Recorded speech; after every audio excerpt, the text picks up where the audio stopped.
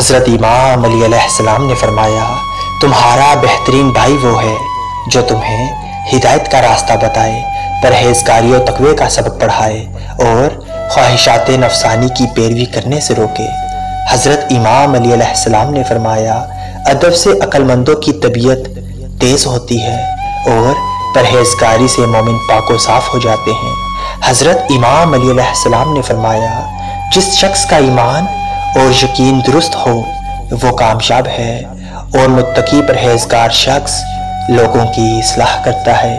حضرت امام علی علیہ السلام نے فرمایا، 6 چیزوں سے انسان کی عقل کا امتحان ہوتا ہے۔ پہلی، غصے کے وقت بردباری کا مظاہرہ کرنا۔ دوسری، خوف کے وقت صبر کرنا۔ تیسری، رغبت کے وقت میانہ روی اختیار کرنا۔ چوتھی، تقوی اختیار کرنا۔ پانچویں، لوگوں سے صلح کرنا۔ چھٹی، لوگوں سے جھگڑا نہ کرنا۔